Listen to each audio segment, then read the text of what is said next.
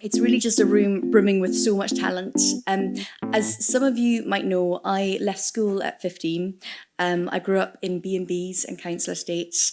And for me, writing books was something that other people did.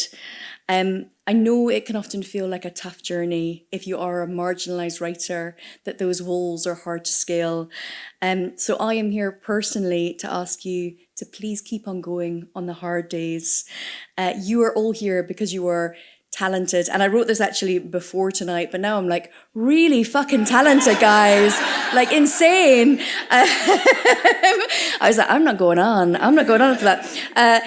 Your voice truly matters. We desperately need more diversity in our literary industry.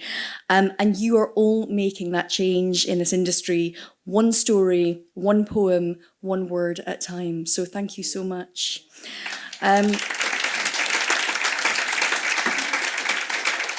So I thought I'd read an extract from my first novel, the ridiculously titled Tony Hogan Bought Me an Ice Cream Float Before He Stole My Ma. It tells the story of a young girl born into poverty in the 1980s. This is my story, and this is where it starts. And also, it's me, so there's loads of swearing, so gird your loins, those of you who have a more pious nature. Get out, you cunting, shitting little fucking fucker, were the first words I ever heard. The midwife, a shiny-faced, that's a genuine true story. The midwife, a shiny-faced woman who learned entirely new turns of phrase that night, smoothed Ma's hair. You're both fine. We'll have to give you a quick stitch up later, but baby just ripped you a wee bit coming out. Ma laid me, there's loads of women who have children in the audience, doing like a weird leg cross thing. Ma laid me sticky and slack-limbed on her chest and wondered how something so pink, puckered and fragile could be so vicious as to tear the person who was meant to love her most in the world. But that was the Ryan women. Fishwives to the marrow, they were always ready to fight, and they knew the places that would cut deepest. I wasn't vicious though, and no one could tell if I was clever or sly, as my grandma had predicted while blowing Benson and Hedges smoke rings over my ma's swollen belly. I was a bad baby, forever gurning and spitting out my ma's nipple, my delicate skin mottled with the indignation of being ripped by the forceps from a warm, cosy spot where I was perfectly happy. But for all my fretful kicking at the air and scratching at my own face, my saving grace was beauty. Everyone said so. A golden baby with extra blue eyes, the slope of my nose and forehead just so. She'll be a wee heartbreaker, Grandma said, smoothing down her mint green nylon trousers. But she'll have a lot of jealousy, and I know what a burden it is to be born with beauty. Genuine, another true story from my grandma to you, like that one. Grandma's violet eyes filled and the tears seeped through her pale powder into the wrinkles underneath. Ma held me to her bony chest, resting my bum on the roll of flesh under her ribs.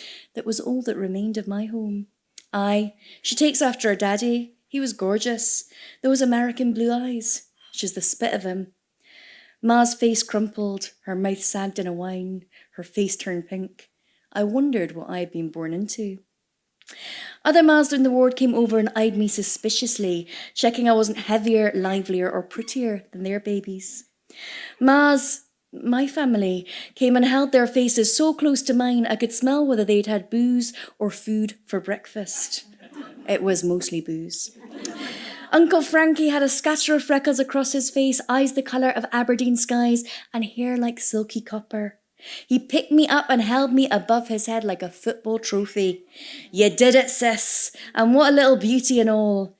And even though he was as short as Ma, and a bit chubby around the edges, he made the other Mas laugh and tuck wisps of hair behind their ears, and the nurses raise their eyebrows and lower their chins.